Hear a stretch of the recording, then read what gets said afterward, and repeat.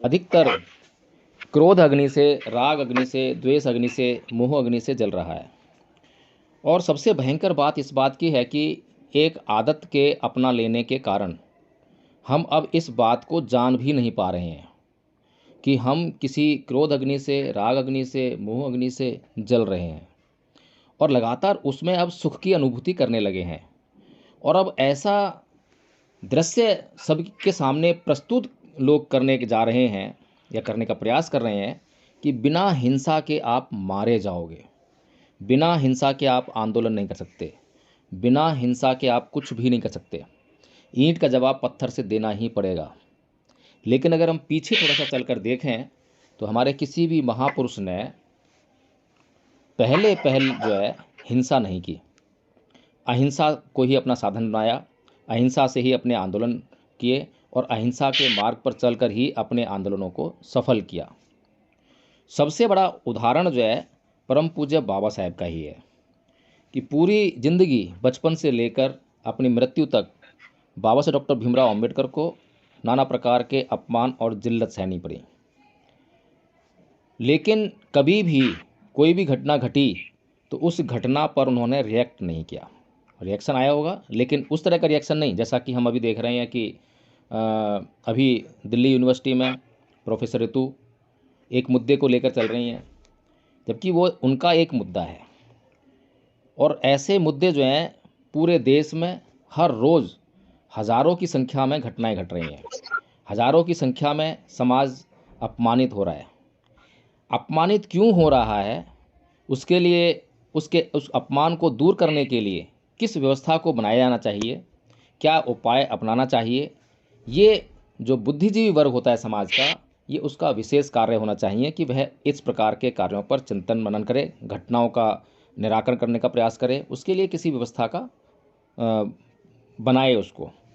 तो परम पूज्य बाबा साहेब डॉक्टर भीमराव अंबेडकर भी पूरी ज़िंदगी ऐसे घटनाओं से पीड़ित रहे, लेकिन हर एक घटना पर अगर रिएक्ट करेंगे, उसमें न्याय मांगने जाएंगे, तो फिर जो व्यवस्था बनाने की बात है, अगर एक व्यवस्था बन गई तो एक व्यवस्था के द्वारा हम लाखों करोड़ों लोगों को एक बार में ही न्याय दे सकते हैं। लेकिन व्यवस्था नहीं बनी तो हम एक एक आंदोलन करना पड़ेगा।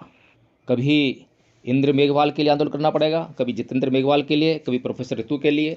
और इस प्रकार से जो है जो समाज के लिए जो व्यवस्था उत्पन्न करनी चाहिए वो व्यवस्था कभी नहीं मिल पाएगी। तो परम पूज्य बाबा साहेब डॉक्टर भीमराव अंबेडकर का जोर जो है व्यवस्था के क्रिएशन पर था कि व्यवस्था का निर्माण किया जाए।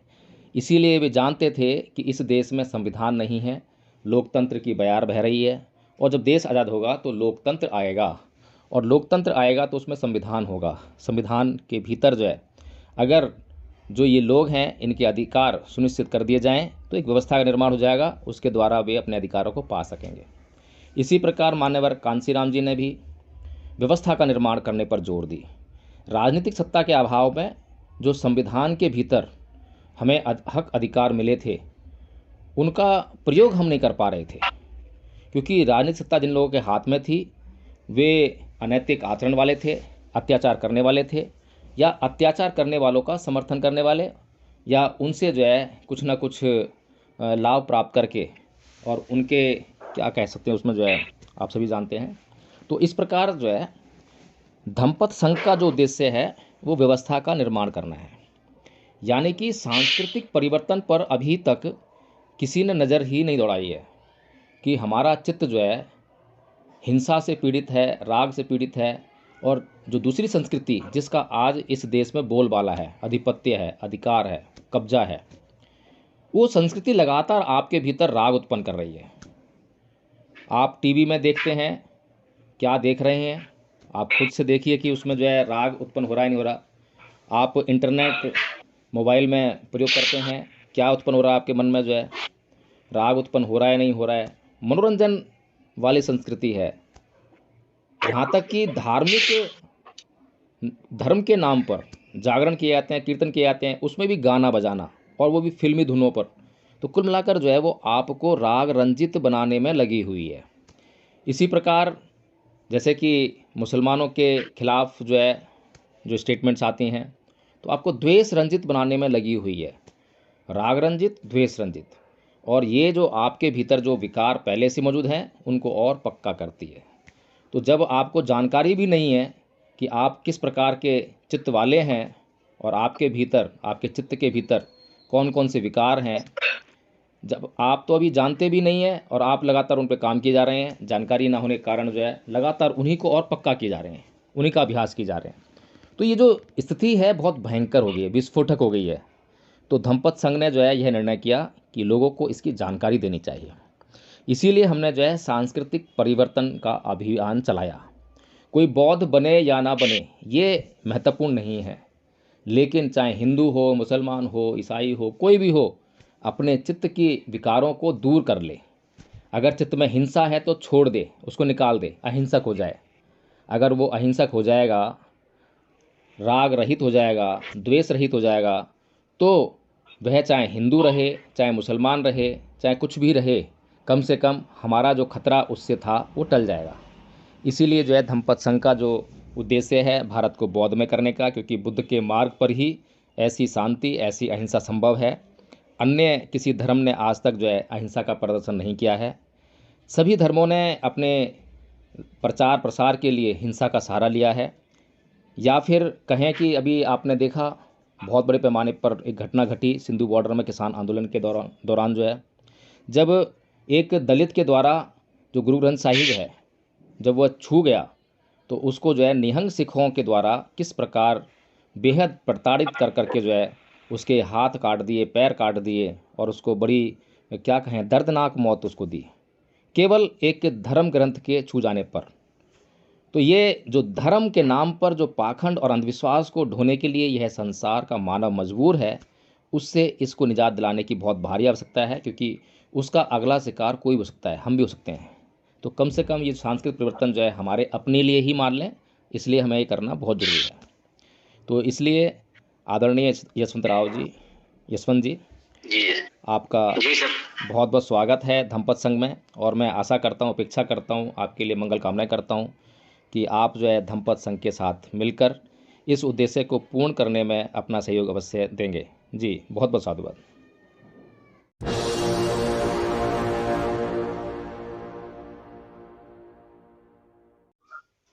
जी वकील साहब बताएं इसके बारे में। जी बहुत बहुत साधुवाद।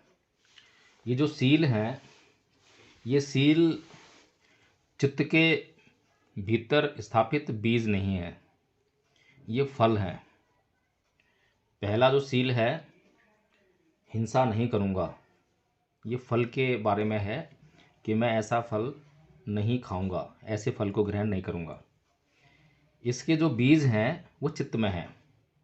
ईर्ष्या और द्वेष जब चित्त में होते हैं, ये विकार जब चित्त में होते हैं, तो इसके बाद क्या होता है, ईर्ष्या होने के बाद क्या होता है, द्वेष होने के बाद क्या होता है, और इसकी जो है अंतिम तौर पर परिणति किस कार्य में हो सकती है, किस कार्य के अंतर्गत संभावना है।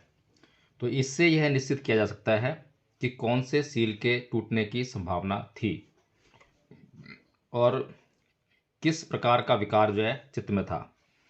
तो इसी बात से हम जो है यह अनुमान लगा सकते हैं, निश्चित कर सकते हैं कि ईर्ष्या और द्वेष से व्यक्ति क्या क्या करता है। तो इसके अंतर्गत जो है ईर्ष्या के अंतर्गत 5 सील टूटेंगे और कोई भी सील बचा रह पाए उसकी संभावना कम है। द्वेष से भी ऐसा ही होता है। तो ये सभी सीलों का बीज है, विकार है।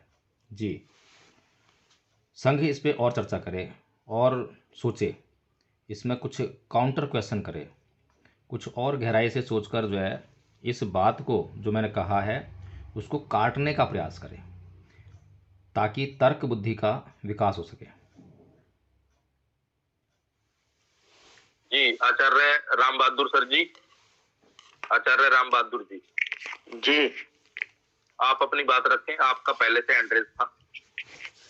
जी बहुत बहुत आभार, बहुत बहुत साधुवाद।